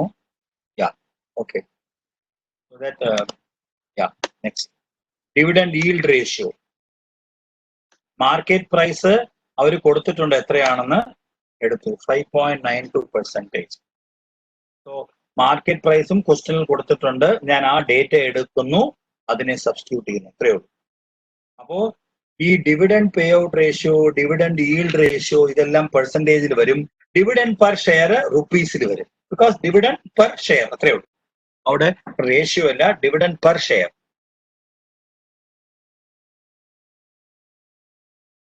അതായത് മാർക്കറ്റുമായിട്ട് നിങ്ങളുടെ ഡിവിഡൻഡും മാർക്കറ്റ് വാല്യൂവും തമ്മിലുള്ള ബന്ധം എന്താണ്, അതാണ് ഇവിടെ ഡിവിഡൻഡ് ഈൽഡ് റേഷ്യോ നോക്കുന്നത്.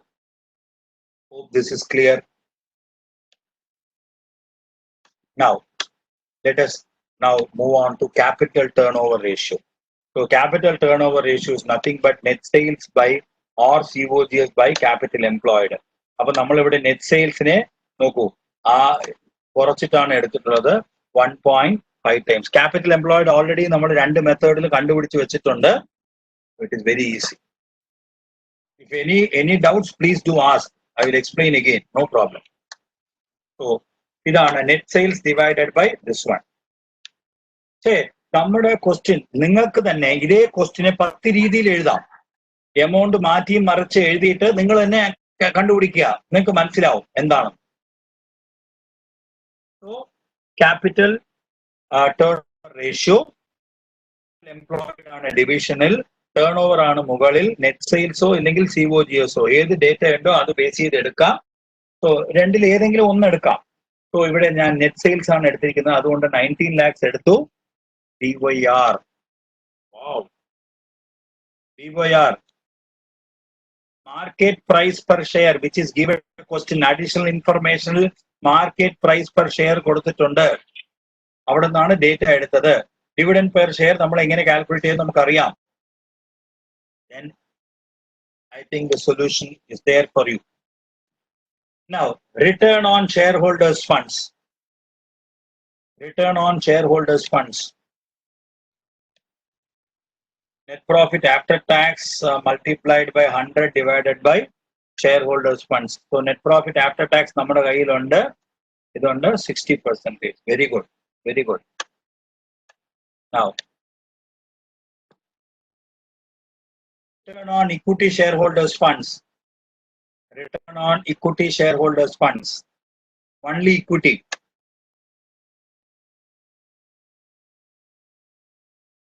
Give me the amount. 74%. ഇത് കിട്ടിയായിരുന്നോ?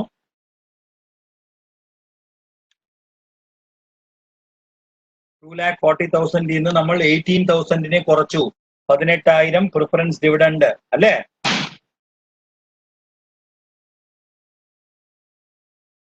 Now return on total assets. Give me return on total assets. So return on equity shareholders funds. Equity shareholders funds 3 lakhs ആണ് അല്ലേ? നമ്മൾ നേരത്തെ നമ്മുടെ ക്യാപിറ്റൽ എംപ്ലോയിഡ് കണ്ടുപിടിച്ച് വെച്ചിട്ടില്ലേ? 1 ലക്ഷവും plus reserves and surplus also belongs to equity shareholders. അപ്പൊ അതുകൊണ്ട് അത് 3 ലക്ഷമാണ്. Then net profit after tax 2,40,000 already ക്വസ്റ്റ്യനിലുണ്ട് അല്ലേ? ക്വസ്റ്റ്യനിലുണ്ട്. Net profit after tax 2,40,000 question minus preference dividend 18,000 അതാണ് 2,22,000. Equity shareholders fund 3 lakhs. എങ്ങനെ? 1 lakh plus 2 lakhs reserves and surplus ഇല്ലേ? That belongs to equity shareholders ആണ്. ആർക്കും അല്ല. Reserves and surplus അവർക്ക്, that belongs to them.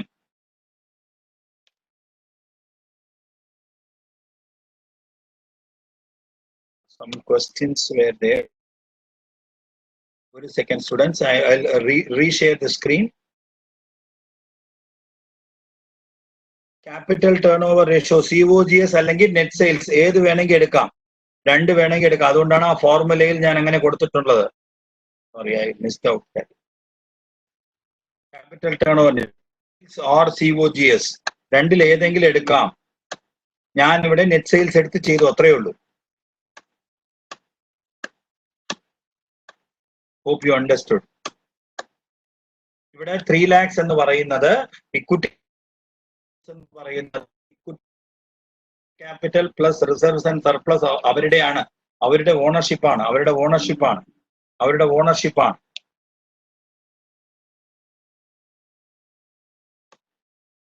Return on ഒരാൾ I think already correct ആയിട്ട് answer കൊടുത്തു കഴിഞ്ഞു, 37.5. Hope this is clear.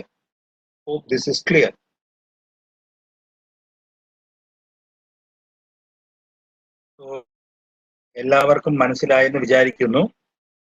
അല്ലെങ്കിൽ ഇവര് റിപ്പീറ്റ് സെഷൻ ഇടും. That means on the YouTube channel, so you can watch that also. Any doubts, you can always raise the query. Now ഇതാണ് ഈ question ആണ് നിങ്ങൾ ചോദിച്ചത്, അതുകൊണ്ടാണ് ഞാൻ 15 minutes. If you are continue with this 15 minutes വരെ time ഉണ്ട്, 5:15 വരെ ചെയ്യാം. ഇതിലുള്ള മേജർ സ്റ്റെപ്സ് ഞാൻ പറഞ്ഞു തരാം. ബാലൻസ് ഷീറ്റ് പിന്നെ നിങ്ങൾ വരയ്ക്കും. സോ ഇത്രയേ ഉള്ളൂ, ക്വസ്റ്റ്യൻ ഇത്രയേ ഉള്ളൂ. Please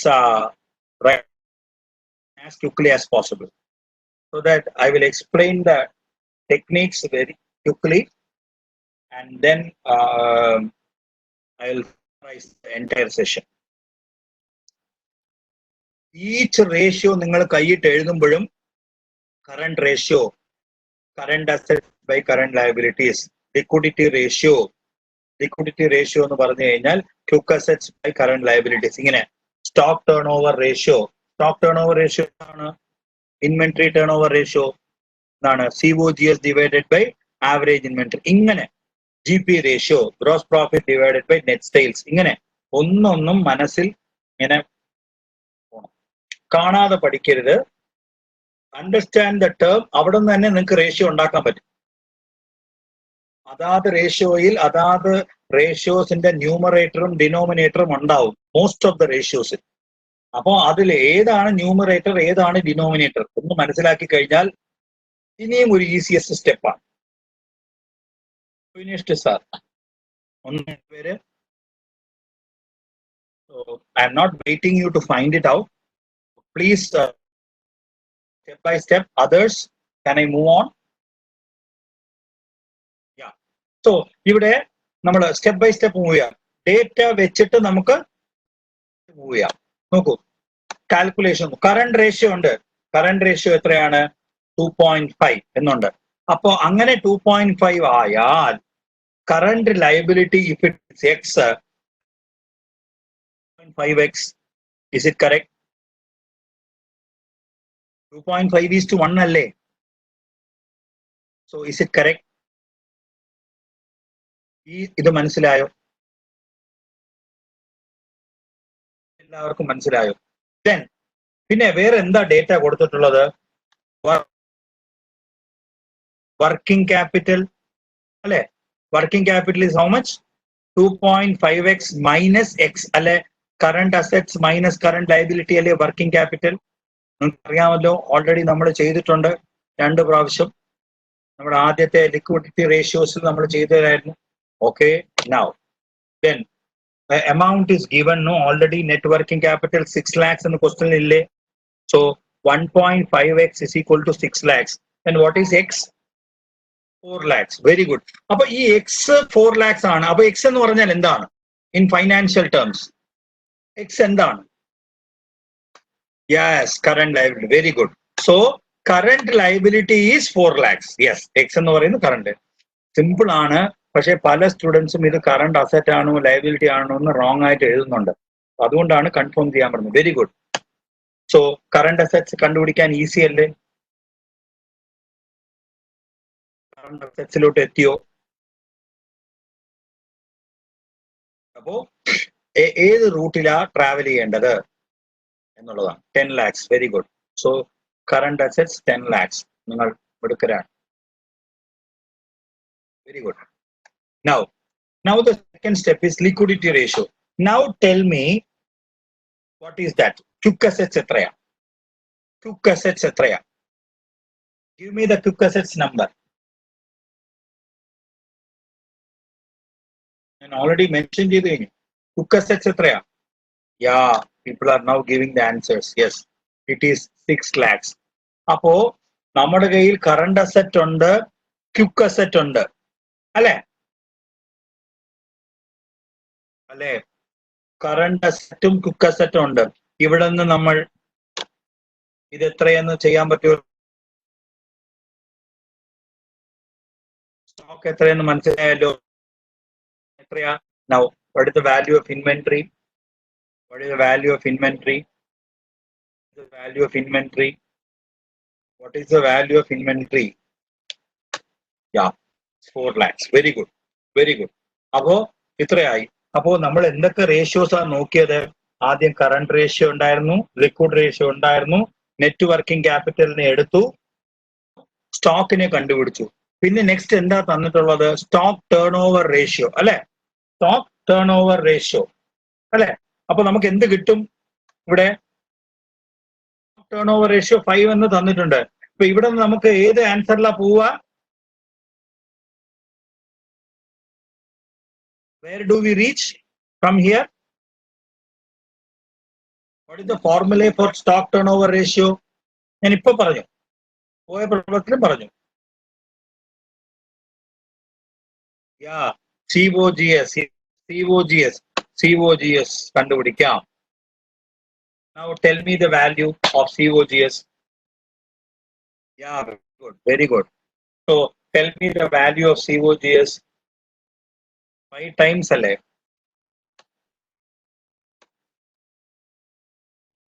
$20 lakhs. Is it clear? Because inventory എന്ന് പറയുന്നത് ഇൻവെന്ററി ഓപ്പണിംഗ് ക്ലോസിംഗ് ഒന്നും ഡേറ്റ ഇല്ല. അപ്പോ ക്ലോസിംഗ് തന്നെയാണ് നമ്മൾ. അപ്പോ അതുകൊണ്ട് COGS നമുക്ക് 20 lakhs എന്നായി. Now let us come to the next ratio, which is called fixed assets to turnover ratio. Generally fixed assets to turnover ratio എന്ന് പറയുന്നത് നെറ്റ് സെയിൽസ് ബേസ് ചെയ്തിട്ടാണ്. പക്ഷേ ഇവിടെ നെറ്റ് സെയിൽസിന്റെ ഡേറ്റ നമ്മൾ പിന്നെ അറൈവ് ചെയ്യുന്നത് കൊണ്ട് ഇവിടെ COGS ബേസ് ചെയ്ത് തന്നെ നമുക്ക് ചെയ്യാൻ പറ്റും. COGS or turnover, ഇവിടെ സെയിൽസ്, നെറ്റ് സെയിൽസ് എന്ന് പറയും, ഡിവൈഡഡ് ബൈ ഫിക്സഡ് അസറ്റ്സ്. അപ്പോ now tell me what is fixed assets. Fixed assets എത്രയായിരിക്കും? Fixed assets എത്രയായി?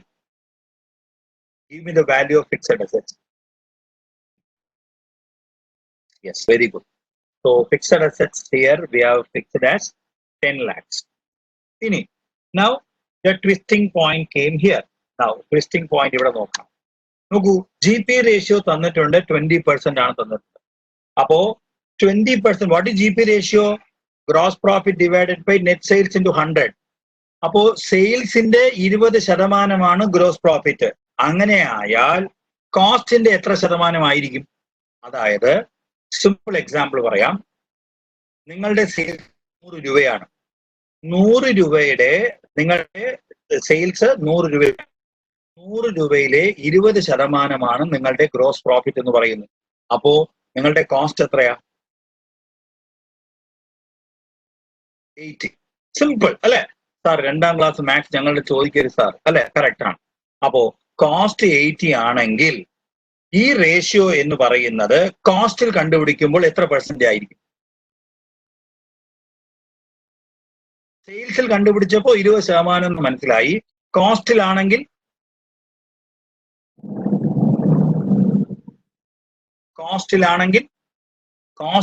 എത്രയായിരിക്കും? സേ 80, 20, 100 ഈ 3 ഫിഗേഴ്സ് ആർ ദെയർ. സെയിൽസിന്റെ 20% ആണെങ്കിൽ എത്ര ശതമാനമായിരിക്കും?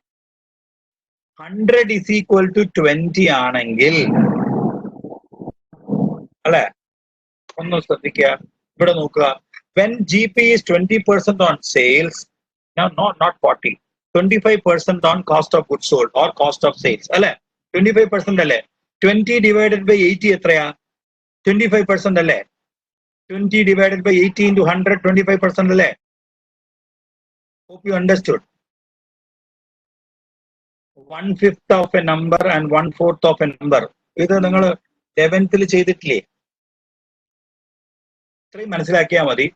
100 rupeesന് നിങ്ങൾക്ക് പ്രോഫിറ്റ് ആണ്. അപ്പോ കോസ്റ്റ് എത്രയാ? 80 rupees പറഞ്ഞു. അപ്പോ 100ൽ നിങ്ങൾ 20% എന്ന് കണ്ടുപിടിച്ചു, 20% എന്നായി. അപ്പോ അത് 80 ആവുമ്പോൾ അത് 25% അല്ലേ ആ ഗ്രോസ് പ്രോഫിറ്റ് എന്ന് പറയുന്നത്? Gross profit, when it is measured on terms of cost, it is 25%. Is it correct? Hope you understood, students. Yes. Okay. Now, so gross profit 25% ആണെങ്കിൽ ഇങ്ങനെയല്ലേ? ഗ്രോസ് പ്രോഫിറ്റ് ഇത്രയല്ലേ? നമ്മുടെ കയ്യിൽ COGS 20 lakhs കയ്യിലില്ലേ? അതിന്റെ 25% അല്ലേ ഗ്രോസ് പ്രോഫിറ്റ്? അപ്പോ gross profit is 5 lakhs now we have found out. Is it clear how we have found out gross profit? വ്യക്തമായല്ലോ? All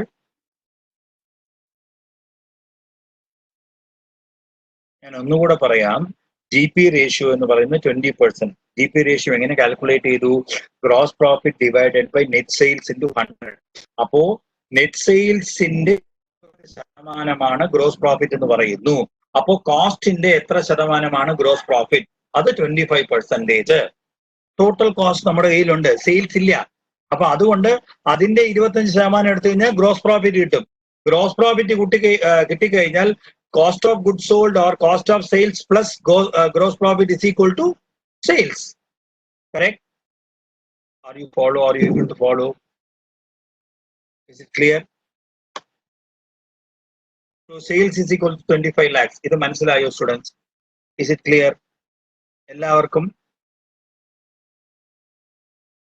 Please, others also, some 1 or 2 response also, please. If it is clear, I will move on. Yeah. Thank you.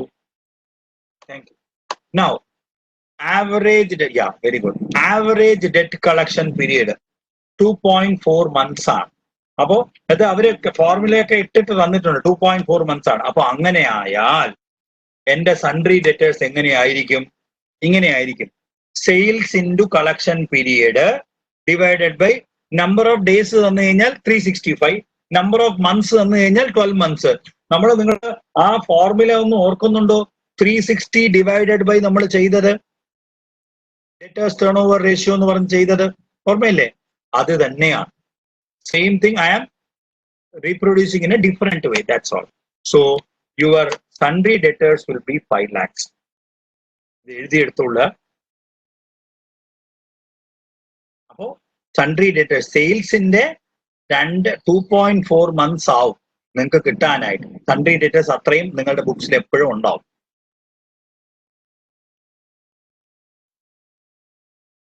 (2.4 months കഴിഞ്ഞിട്ടേ നിങ്ങൾക്ക് sundry debtors എന്നും പൈസ കിട്ടത്തുള്ളൂ. അപ്പൊ sundry debtors sales എത്രയായാൽ എത്ര sundry debtors എപ്പോഴും ഉണ്ടാവുക എന്നാണ്.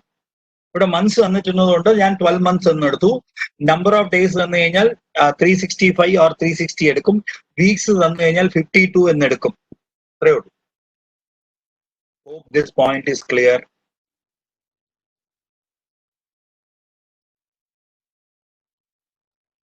Hope this point is clear. Yeah, very good. Very good. One or two, please. ചെയ്ത് നോക്കുക. Yeah, very good. Now, cash and cash equivalents. അപ്പോ എന്താണ് അസെറ്റ്സ് മൈനസ് ഡെറ്റേഴ്സ് അല്ലെ? ക്വിക്ക് അസെറ്റ്സിൽ ഓൾറെഡി നമ്മൾ ഇൻവെന്ററി മാറ്റി കഴിഞ്ഞു. അവിടെ നിന്ന് ഡെറ്റേഴ്സിനെ കുറച്ച് കഴിഞ്ഞാൽ ക്യാഷിന്റെ എലിമെന്റ് കിട്ടത്തില്ലേ? ഞാൻ പെട്ടെന്ന് കാണിച്ചു തരാം. You go through that because of other sessions are there for. So ഇവിടെ നോക്കുക, ഇതെല്ലാം റേഷ്യോ തന്നിട്ടുണ്ട്. You go through this. It will be very easy for you to understand. Nothing tough here. Just go through ചെയ്താൽ തന്നെ മനസ്സിലാവും. So this is what the steps are. ബാക്കി remaining ആ രണ്ട് റേഷ്യോയിലുള്ള സ്റ്റെപ്സ്. ഇവിടെ ക്യാപിറ്റലും റിസർവും നമ്മൾ ലോങ് ടേം ഡെറ്റും മനസ്സിലാക്കി. എന്നിട്ട് ഈ കിട്ടിയ ഫിഗേഴ്സ് എല്ലാം ബാലൻസ് ഷീറ്റിൽ അസറ്റും ലയബിലിറ്റിയും മാറ്റിയിട്ട് ഇട്ട് കഴിഞ്ഞാൽ നിങ്ങളുടെ ബാലൻസ് ഷീറ്റ് ടോട്ടൽ വരുന്നത് 20 lakhs ആണ്. ഒന്ന് ഇടുക. ഞാൻ ഇവിടെ PPT ഷെയർ ചെയ്യും. എന്നിട്ട് ബാലൻസ് ഷീറ്റ് നിങ്ങൾക്ക് അവൈലബിൾ. വളരെ ഈസിയാണ്. You please keep writing to them. ആസാപ്പിന് എഴുതുക. ഞാൻ എൻ്റെ സൊല്യൂഷൻസിലും എല്ലാ സ്റ്റെപ്പ് ബൈ സ്റ്റെപ്പ് കൊടുത്തിട്ടുണ്ട്. മനസ്സിലാവും. സ്റ്റിൽ ഡൗട്ട് ആസാപ്പിന് എഴുതുക. I will clear the doubts through ASAP. Question ഒന്നുകൂടെ കാണിക്കാമോ? നോക്കൂ, ആൻസർ ഇത് നോക്കിക്കൊള്ളൂ. ക്വസ്റ്റ്യൻ പെട്ടെന്ന് കാണിച്ചു തരാം. Because time is very less. ഇത് എഴുതിയെടുത്ത് കഴിഞ്ഞാൽ, ഇത് നോട്ട് ചെയ്ത് കഴിഞ്ഞാൽ നിങ്ങൾ ക്യാമറ എടുക്കുകയോ എന്തെങ്കിലും ചെയ്ത് ഫിനിഷ് ചെയ്യുക. Then I will give you again simple question. Yeah, I am moving through the question. Yeah, this is the question. So hope you can see now. So question എഴുതുന്നവർ എഴുതട്ടെ. Main ആയിട്ടും 5 ratios ആണ് നോക്കിയത്. അതിൽ 4 വളരെ important ആണ്. നമ്മൾ liquidity ratio നോക്കി, solvency ratio നോക്കി, ആക്ടിവിറ്റി റേഷ്യോസ് നോക്കി, പ്രോഫിറ്റബിലിറ്റി റേഷ്യോസ് നോക്കി. പിന്നെ return ratios or overall profitability ratios or overall return ratios are marked പറഞ്ഞ ഇന്ന് കുറെ റേഷ്യോസ് നോക്കി. അപ്പൊ റേഷ്യോസ് എല്ലാം ചില അസംഷൻസ് ബേസ്ഡ് ഉണ്ട്. റേഷ്യോസിൽ സ്റ്റെപ്സ് മനസ്സിലാക്കേണ്ടത് ന്യൂമറേറ്റർ ഡിനോമിനേറ്റർ റേഷ്യോസിൽ തന്നെ ക്വസ്റ്റ്യനിൽ തന്നെ ഉണ്ടാവും. അത് എവിടെയാണ് ന്യൂമറേറ്റർ ഡിനോമിനേറ്റർ മനസ്സിലാക്കുക. ചില ഇതിൽ നമ്മൾ പെർസെൻറ്റേജ് ആണ്, ചില ഇതിൽ ടൈംസ് ആണ്, ചില ഇതിൽ നമ്പർ ഓഫ് ഡേയ്സ് ആണ് അല്ലെ? അപ്പൊ ചില ഇതിൽ 1:2, 3:2 ഇങ്ങനെയാണ് തരുന്നത്. ആ പ്രപ്പോർഷൻസ് എന്താണെന്ന് മനസ്സിലാക്കുക. അത്രേ ഉള്ളൂ. ആ കോഷ്യന്റ് എന്താണെന്ന് മനസ്സിലാക്കുക. അത് മനസ്സിലാക്കി കഴിഞ്ഞാൽ ratio analysis is the simplest one. But when you do from the ratio balance sheet, only thing is that you need to അങ്ങനെയല്ല എല്ലാ റേഷ്യോയും ഹയർ ബെറ്റർ അല്ല. പല റേഷ്യോസും ലോവറും ആയിരിക്കണം കേട്ടോ, ലോവറും ആയിരിക്കണം. അതെല്ലാം ഞാൻ എൻ്റെ PPTയിൽ higher the ratio or lower the ratio കൊടുത്തിട്ടുണ്ട്. സോ ആവണം. സോ ഇതാണ് total ratio analysis. Ratio analysis എന്ന് പറയുന്ന ചാപ്റ്റർ ഇനിയും വളരെ ബിഗ് ആണ് when you go up in the ladder. But I think these problems will help you to understand the basic concepts well. Hope I have given some inputs to you or some thoughts to you that these are all good. Hope the sessions was useful. Thank you for attending the session, and thank you ASAP for giving me an opportunity to take this one. So any doubts, please write down to ASAP. Through ASAP, I will reply to your all the queries. Thank you. All the best. Thank you, sir. Thank you, sir. Due to time constraints, we have to wind up. Hope you enjoyed the session. So once again, thanks for the wonderful session from your side. We'll get back to you for more sessions.